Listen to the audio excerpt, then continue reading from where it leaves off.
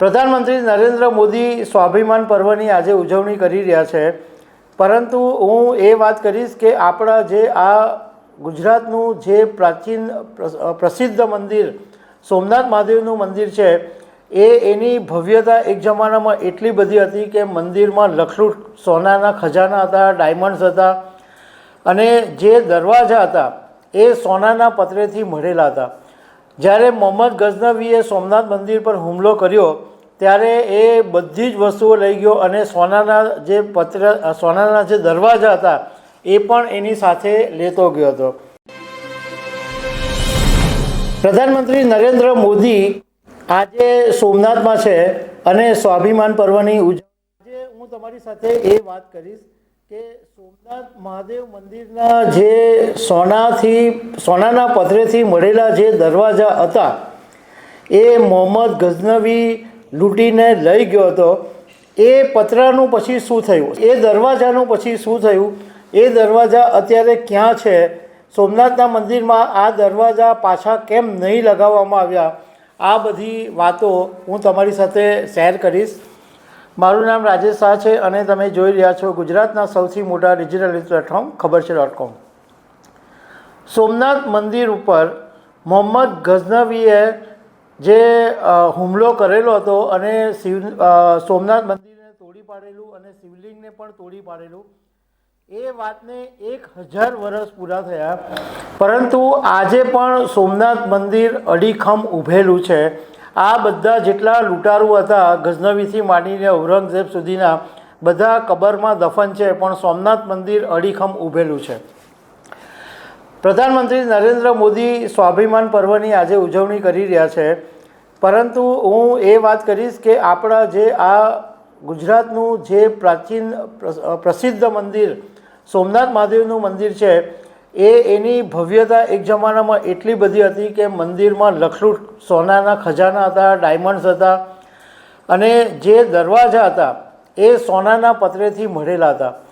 જ્યારે મોહમ્મદ ગઝનવીએ સોમનાથ મંદિર પર હુમલો કર્યો ત્યારે એ બધી જ વસ્તુઓ લઈ ગયો અને સોનાના જે દરવાજા હતા એ પણ એની સાથે લેતો ગયો હતો. મોહમ્મદ ગઝનવી અફઘાનિસ્તાનનો હતો અને એવું કહેવાય છે કે એણે એના મઝાર ઉપર આ દરવાજા લગાવવામાં આવ્યા હતા. એ પછી 800 વર્ષ પછી જ્યારે ભારતમાં અંગ્રેજોનું શાસન આવ્યું ત્યારે અંગ્રેજોએ અફઘાનિસ્તાન પર હુમલો કર્યો અને તે વખતના બ્રિટિશ સેનાપતિ હતા વિલિયમ નોર્ટન. એમણે દરવાજા અફઘાનિસ્તાનથી પાછા લાવવાનું કીધું અને એ દરવાજા ભારત લાવવામાં આવ્યા. પણ અંગ્રેજોની જે માનસિકતા હતી એ બહુ ખરાબ હતી. અંગ્રેજો પ્રચાર શરૂ કર્યો કે જુઓ અમે હિન્દુઓના દરવાજા લાવ્યા, જે શીખ મહારાજાઓ ન કરી શક્યા એ અંગ્રેજોએ કરીને બતાવ્યું અને એમણે કીધું કે આ દરવાજાઓ છે એ સોમનાથ મંદિરમાં લગાવી દેવા જોઈએ. એકચ્યુઅલી અંગ્રેજોનો આશય એવો હતો કે હિન્દુ અને મુસ્લિમોની વચ્ચે ગજગ્રાહ ઊભો કરવા માટે એ બંને વચ્ચે લડાઈ કરાવવાનો અંગ્રેજોનો હેતુ હતો. પણ આ દરવાજા જ્યારે આવ્યા ત્યારે કાશીના જે પંડિતો હતા એમણે દરવાજાની ચકાસણી કરી, કારણ કે બધાને મનમાં કચવાટ હતો કે આના મઝાર પરના દરવાજા સોમનાથના હતા કે કેમ. તો કાશીના પંડિતોએ ચકાસણી કર્યું અને એ પાણીનું એક ટીપું હતું એ દરવાજા પર મૂક્યું અને એ પાણીનું જે ટીપું હતું એ લાકડાની અંદર શોષાઈ ગયું.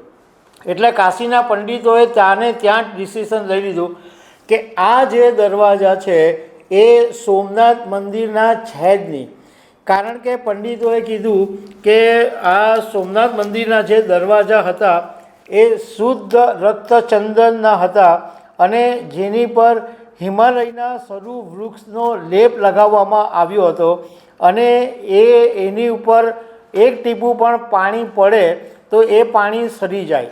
એટલે કાશીના પંડિતોએ ના પાડી દીધી કે આ સોમનાથ મંદિરના ઓરિજિનલ દરવાજા છે જ નહીં. હવે અત્યારે એ દરવાજા તો ગયા ક્યાં?